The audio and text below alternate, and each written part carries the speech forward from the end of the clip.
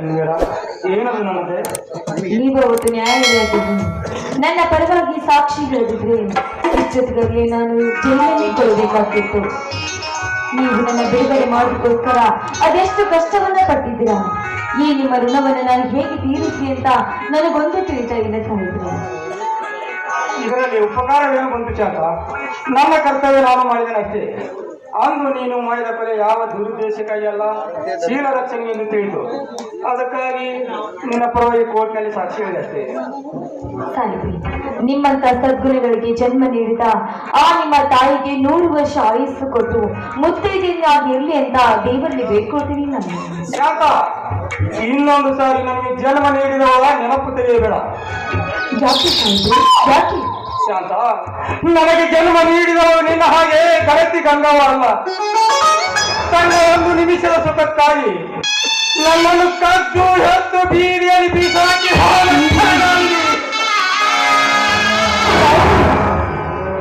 ಈ ರೀತಿ ತಾಯಿಯ ಬಗ್ಗೆ ಅವಾಚ್ಯ ಶಬ್ದಗಳನ್ನ ಮಾತಾಡಬಾರ್ದು ಸಾಹಿತ್ರಿ. ಅವಳು ತನ್ನ ಸುಖಕ್ಕಾಗಿ ನಿಮ್ಮನ್ನ ಹೆತ್ತಿದ್ದಾಳೆ ಅಂತ ನೀವೇ ಹೇಳಿರ್ತೀರಾ? ಶಾಂತ, ನಾ ಬೇಕೆಂದು ಹೆತ್ತಿದರೆ ನನ್ನನ್ನೇಕೆ ಬೀದಿಯಲ್ಲಿ ಬೀಸಾಕಿ ಹೋಗುತ್ತಿದ್ದಳು? ಸಾಹಿತ್ರಿ, ತಾಯಿಯ ಬಗ್ಗೆ ಈ ರೀತಿ ಕೆಟ್ಟದಾಗಿ ಮಾತಾಡಬೇಡಿ. ಅವಳ ಪರಿಸ್ಥಿತಿ ಏನಿತ್ತು, ಹೇಗಿತ್ತು, ಯಾರಿಗೆ ಗೊತ್ತು? ಅವಳು ಯಾವ ಇಕ್ಕಟ್ಟಿನ ಪರಿಸ್ಥಿತಿಯಲ್ಲಿದ್ದು ಅಂತ ದೇವರಿಗೆ ಗೊತ್ತು. ಅಂದಾಗ ಇಂದಿಲ್ಲ ನಾಯಾದ್ರೂ ನೀವು ನಿಮ್ಮ ತಾಯಿ ಬಗ್ಗೆ ಏನನ್ನೋದು ಗೊತ್ತಾಗುತ್ತೆ. ಆದ್ರೆ ತಾಯಿಗೆ ನೀವು ಈ ರೀತಿ ನಿಮ್ಮನ್ನ ಹೆತ್ತು ಬಿಟ್ಟು ಹೋಗಿದೆ ಅನ್ನೋ ಒಂದೇ ಒಂದು ಮಾತ್ರಕ್ಕೆ ತಾಯಿಯನ್ನ ಕೆಟ್ಟ ಸುಳ್ಳು ಎಂಬ ಪದವನ್ನ ಕಟ್ಟಬೇಡಿ ದಯವಿಟ್ಟು. ಸಾರಿ ಶಾಂತ. ಇನ್ನೊಂದು ಸಾರಿ ಇಂಥ ಕೆಟ್ಟ ನಿರ್ಧಾರವನ್ನ ಯಾವತ್ತೂ ಮಾಡಬೇಡಿ. ಮತ್ತು ನಿಮ್ಮ ತಾಯಿ ಯಾರು ಅಂತ ಪತ್ತೆ ಹೆಚ್ಚಿ ಸಾಯಿದ್ದೀನಿ. ಶಾಂತ, ಇವತ್ತಿನವರೆಗೆ ನನ್ನ ತಾಯಿ ಕೆಟ್ಟವಳು ಎಂದು ತಿಳಿಸಿ ಅವರ ನೆನಪು ಕೂಡ ತೆಗೆಯುತ್ತಿರಲಿಲ್ಲ. ಇಂದು ನೀನು ನನ್ನ ಕಣ್ಣು ತೋರಿಸಿದೆ. ಇನ್ನು ಮೇಲೆ ನನ್ನ ತಾಯಿ ಯಾರು, ಎಲ್ಲಿದ್ದಾಳೆ ಎಂಬುದನ್ನು ಪತ್ತೆ ಹಚ್ಚುತ್ತೇನೆ. Thank you Sai. ಆದ್ರೆ ನಮ್ಮಂತ ಬಡ ಹೆಣ್ಣು ಮಕ್ಕಳು ಸಿಕ್ಕರೆ ಸಾಕು, ಶ್ರೀಮಂತರು ಆಟದ ಗೊಂಬೆಗಳು ಅಂತ ತಿಳಿದುಕೊಳ್ತಾರೆ. ಆದ್ರೆ ನಾವು ಆಟದ ಗೊಂಬೆಗಳಲ್ಲ, ಘಟ ಸರ್ಪಗಳು ಅಂತ ನಾನು ನಿರೂಪಿಸಲು ಹೊರಟಿದ್ದೇನೆ. ಇದಕ್ಕೆ ನೀವೇನು ಹೇಳ್ತೀರಾ? ಈ ಮಾತಿಗೆ ನಾನು ತುಂಬಾ ಬೆಲೆ ಕೊಡುತ್ತೇನೆ. ನನ್ನ ಕೈ ಹಿಡಿಯುವ ಸಹ ನಿನ್ನ ಹಾಗೆ ಸಂಪನ್ಶೀಲವತಿಯಾಗಿರಬೇಕು, ಧೈರ್ಯಶಾಲಿಯಾಗಿರಬೇಕು. ಅಂಥವಳನ್ನೇ ನನ್ನ ಮಡಿದೆಯನ್ನಾಗಿ ಮಾಡಿಕೊಳ್ಳಬೇಕೆಂಬ ಆಸೆ ನನ್ನದು. ಸಾಯಿಬ್ರೆ, ನನ್ನ ಹಾಗೆ ನಿನ್ನ ಧೈರ್ಯ, ನಿನ್ನ ಗುಣ ತುಂಬಾ ಮೆಚ್ಚಿದ್ದೇನೆ. ನಿನ್ನನ್ನೇ ಸಾಯಿಬ್ರೆ ಮದುವೆ ಆಗಬೇಕಿದ್ದೇವೆ. ನಾವು ನಿಮಗಿಂತ ಕೀಳು ಜಾತಿಗಳು. ನಾನು ಯಾವ ಜಾತಿ ಸೇರಿದವನೆಂಬುದೇ ನನಗೆ ಗೊತ್ತಿಲ್ಲ. ನನಗೆ ಗೊತ್ತಿರುವುದು ಇಷ್ಟೇ, ಒಂದು ಹೆಣ್ಣು ಇನ್ನೊಂದು ಗಂಡು. ಶಾಂತ, ಮದುವೆಯಾಗುವುದಕ್ಕೆ ಜಾತಿ ಭೇದಬೇಕೆ? ಜಾತಿ ಬಾಳ್ವೆ ಮಾಡುವುದಿಲ್ಲ, ಬಾಳ್ವೆ ಮಾಡುವರು ನಾವುಗಳು. ಸಾಯಿಬ್ರೆ, ಇದಕ್ಕೆ ಸಾಗರ್ ಸಾವುಕಾರರು, ಅಭಿಷೇಕ್ ಸಾವುಕಾರರು ಒಪ್ಪಿಕಲ್ಲ? ಅವರು ತುಂಬಾ ವಿಶಾಲವಾದ ಮನುಷ್ಯರವರು, ಖಂಡಿತ ಒಪ್ಪುತ್ತಾರೆ. ಆದರೆ ಸಾಯಿಬ್ರೆ, ಬೆಳತನೆ ಎಂಬ ಸಾಗರದಲ್ಲಿ ಈಜುತ್ತಾ ಬಂದಿರುವ ಪುಟ್ಟ ಮೀನು ನಾನು. ಅದೇ ಸಾಗರದಲ್ಲಿ ಇರುವ ತಿಮಿಂಗಲ ಹಾಗೆ ಕಾಮಕರು ನನ್ನನ್ನ ಸೆರಗು ಹಾಸಿ ಸುಖ ಕೊಡುವಂತ ಕಾಲುಗಳಿಗೆ ಬೆಳೆಸಿರ್ಬೇಕಾದ್ರೆ ನನಗೆ ಅರಿಶಿನ ಕುಂಕುಮದ ಭಾಗ್ಯವನ್ನ ಕೊಟ್ಟು ನನಗೆ ಮುತ್ತೈದೆಯನ್ನಾಗಿ ಮಾಡಿ ನನ್ನನ್ನ ತಮ್ಮ ಮನೆಗೆ ಸೊಸೆಯನ್ನಾಗಿ ಸ್ವೀಕರಿಸ್ತಾ ಇದ್ರಲ್ಲ, ಇಂಥ ಭಾಗ್ಯ ನನಗೆ ಈ ಜನ್ಮದಲ್ಲಿ ಬರುತ್ತೋ ಇಲ್ವೋ ಅಂತ ಅನ್ಕೊಂಡಿದ್ದೆ. ಆದ್ರೆ ಆ ಭಾಗ್ಯ ಇವತ್ತು ಬಂತು ನೋಡಿ. ಶಾಂತ, ಇನ್ನು ಮೇಲೆ ನನಗೆ ಸಾಹೇಬ್ ಅಂತ ಕರೆಕೊಡೋದು. ಯಾಕೆ ಸಾಹಿಬ್ರಿ? ಹೆಸರಿಟ್ಟು ಪ್ರತಾಪ್ ಅಂತ ಕರೆದರೆ ಸಾಕು. ಆಗ್ಲಿ ಪ್ರತಾಪ್.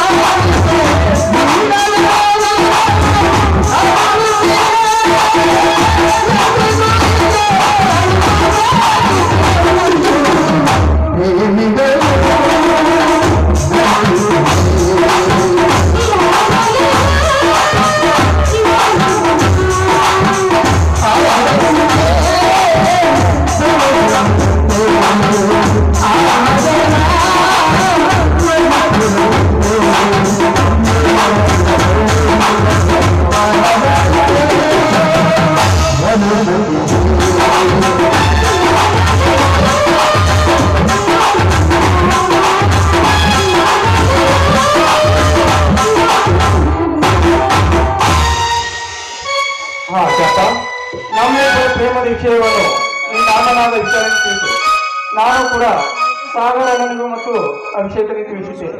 ಹಾಗೆ ಆಗಲಿ. ಆಗಲಿ, ಹೋಗಿ ಬಾ ಶಾಂತ. ಹೇ ದೇವ, ಈ ಶಾಂತವನ್ನು ಹೀಗೆ ಪ್ರೀತಿಸುವ ಹಾಗೆ ಮುಂದುವರಿಸು ತಂದೆ. ಇವಳಲ್ಲಿ ಯಾವ ಜಾತಿ ಭೇದ ದೊಡ್ಡ ಬೇಡ ತಂದೆ.